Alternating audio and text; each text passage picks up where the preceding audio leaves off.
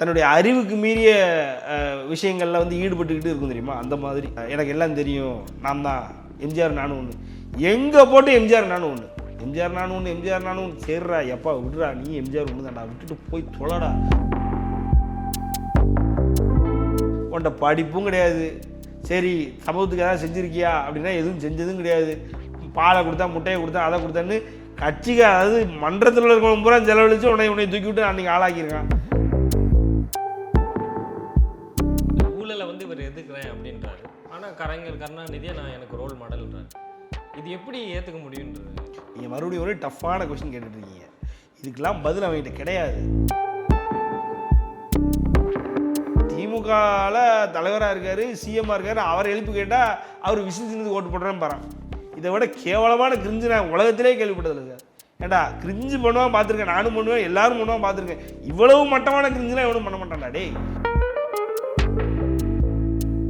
திருவள்ளுவர் இருந்த செருப்பை கலத்தி அடிச்சிருப்பார் சார், சாணியில் முக்கி பிஏபி அடிச்சிருப்பார். அது ஒரு எது சொல்கிறேன்னா, அராஜகம், அட்டூழியம், தில்லுமுள்ளு, இப்போ அனைத்தும் திமுக முதற்றே உள்ளது. கூட பேசுறதுக்கு சத்யன் ராமசாமி சார் தான் இருக்காங்க, வாங்க பேசலாம். சார் வணக்கம். வணக்கம்.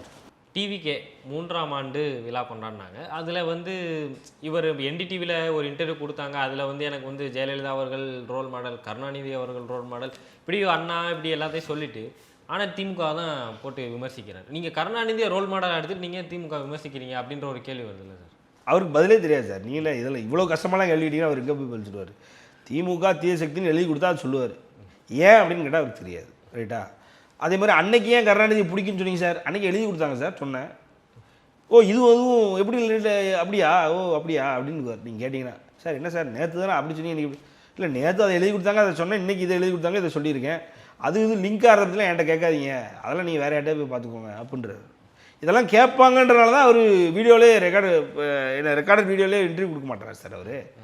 அவரை பொறுத்த வரைக்கும் சார் சிம்பிள். அதாவது ஒரு ஒரு அறிவுகட்ட ஒரு குழந்தை, அறிவுகட்ட குழந்தை அப்படின்னா எப்படி சொல்ல வரேன் அப்படின்னா, குழந்தைகளுக்கு நிறைய அறிவு இருக்கும், அதுலேயும் அறிவில்லாத ஒரு சில குழந்தைகள் இருக்கும். என்ன பண்ணும் அப்படின்னா, தான் வயசுக்கு மீறி பேசிக்கிட்டு, தான் வயசுக்கு மீறி செயல்பாடுகளை செஞ்சுக்கிட்டு, தன்னுடைய அறிவுக்கு மீறிய விஷயங்களில் வந்து ஈடுபட்டுக்கிட்டு இருக்கும் தெரியுமா, அந்த மாதிரி. இது எனக்கு எல்லாம் தெரியும், நான் தான் எம்ஜிஆர் நானும் ஒன்று, எங்கே போட்டு எம்ஜிஆர் நானும் ஒன்று, எம்ஜிஆர் நானும் ஒன்று, எம்ஜிஆர் நானும் ஒன்று. சரிடா எப்பா விடுறா, நீ எம்ஜிஆர் ஒன்று தான்டா, விட்டுட்டு போய் தொலைடா அப்படின்ற மாதிரி ஆயிடுச்சு சார். இப்போ வர 1977 எம்ஜிஆர் ஜெயிச்சப்போ நான் ஜெயிப்பேன், 1972 எம்ஜிஆருக்கு வந்தோடனே எம்ஜிஆர் இப்படி தான் எல்லோரும் சொன்னாங்க, என்னை இப்போ எப்படி தான் சொல்கிறாங்க. சரி ஓகே, இப்போ என்ன பண்ணுன்ற சொல்லு, இப்போ என்ன பண்ணணும்? நாங்கள் எம்ஜிஆருக்கு ஓட்டு போட்டோம் அப்படின்னா அன்றைய காலகட்டத்தில், அதாவது திமுகட்டேருந்து எப்படியாவது தப்பிக்கணும் அப்படின்னு நினச்சி ஒரு நல்லவரை தேடணும், ஒரு நாணயமானவரை தேடணும், மக்கள் கூட பயணித்தா மக்களில் ஒன்றா இருக்கிறவரை தேடணும், அரசியல் தெரிஞ்ச ஒரு அரசியல்வாதி தேடணும். இதில் எதுவுமே உன்ட்ட இல்லைன்றோம், நீ இல்லை என்கிட்ட இருக்குன்ற, சரி வச்சுக்கோ. என்ன பண்ண போகிறாங்க? இன்னும் 8 வாரத்தில் தெரிய போகுது. ரைட்டா? இன்னும் 8 வாரத்தில் எலெக்ஷன் அறிவிச்சிடும். இன்றைக்கி வரைக்கும் மக்களை போய் சந்திக்கலை, ஒருத்தனை சந்திக்கலை சார். இப்போ தென் மாவட்டங்களில் விஜய் கட்சி ஆரம்பிச்சுக்காருன்னு தெரியும் சார், அவ்வளவுதான். அதே தெரியாத ஊர்னு நிறைய இருக்குது.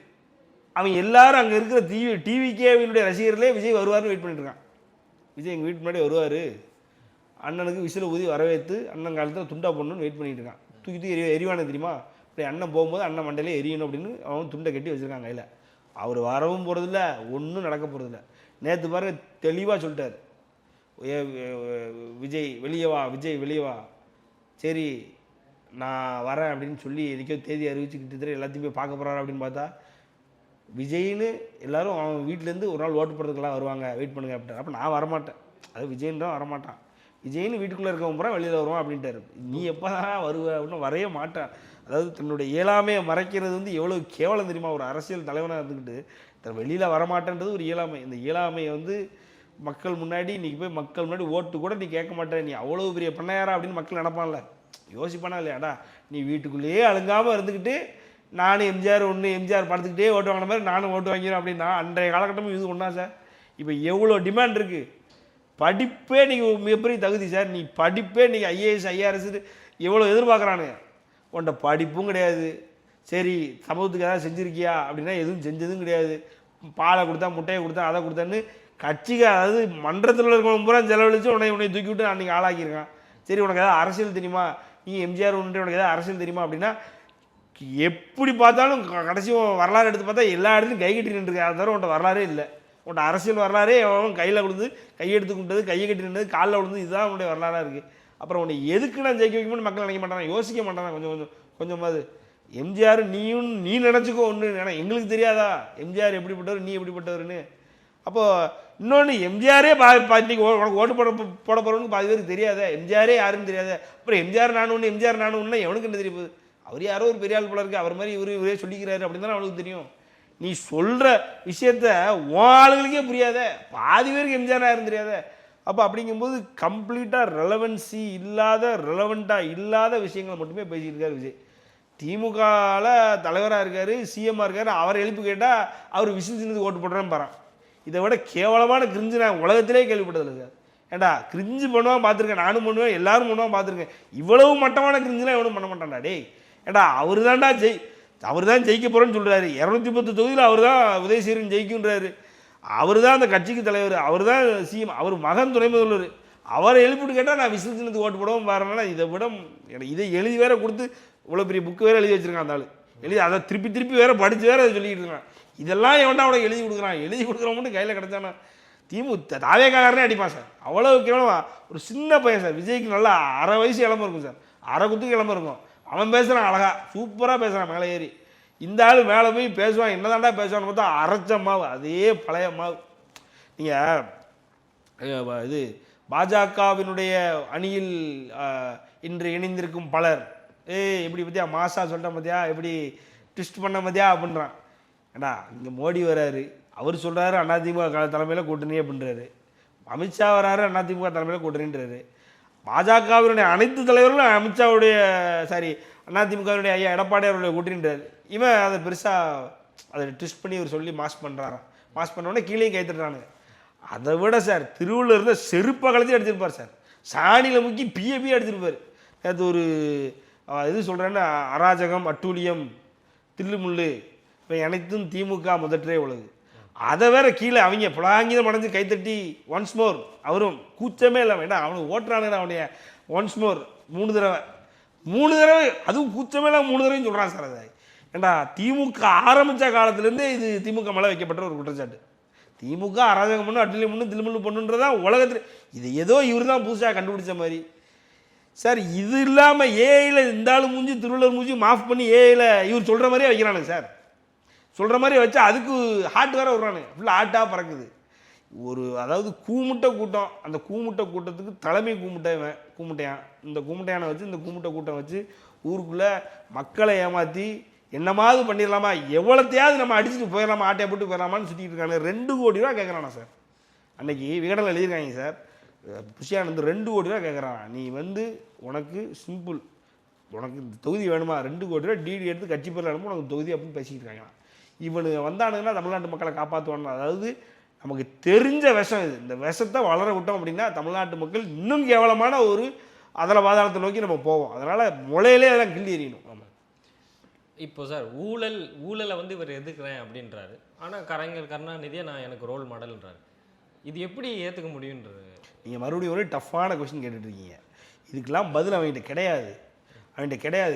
அவனுக்கு அதிகபட்ச அறிவு என்னென்னா ஒவ்வொரு வீட்லேயும் விஜய் இருக்கான், இவர் விஜய் அவர் விஜய் இவர் விஜய் எல்லாம் விஜய், உலகத்தில் பார்க்குறவங்க பூரா விஜய்.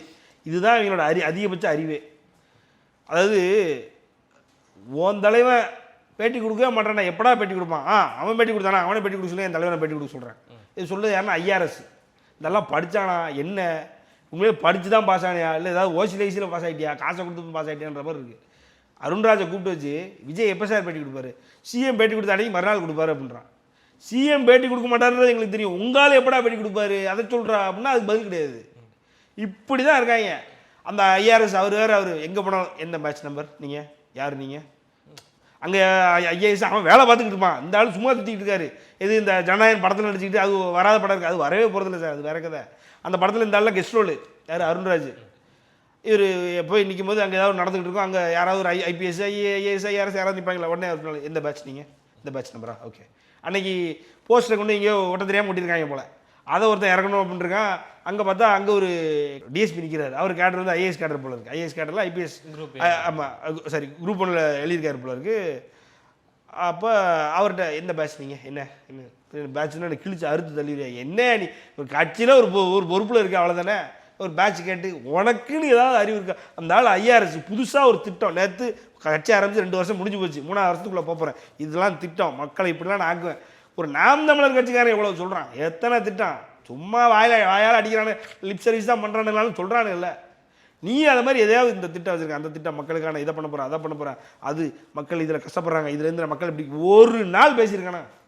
அந்த ஹை லோ அந்த பிச்சு உச்சம் அது ஒரு 30 தடவை. அதேமாதிரி நானும் எம்ஜிஆர் ஒன்று அது ஒரு 50 தடவை. எனக்கு அண்ணாவை பிடிக்கும் அது ஒரு 150 தடவை. ஜெயலலிதாவை நானும் ஒன்று அது ஒரு 200. இதே தான் திருப்பி திருப்பி திருப்பி எங்கே போனாலும் அரைஞ்ச மாவையே திருப்பி எடுத்து அரைச்சி அதை வச்சு இட்லி சுற்றி அந்த இட்லி எடுத்து மறுபடியும் அரைச்சி அதை மாவாக்கி இதே தான் வேலையை பார்த்துக்கிட்டு இருக்காங்க. அதனால் விளங்கவே மாட்டானுங்க சார்.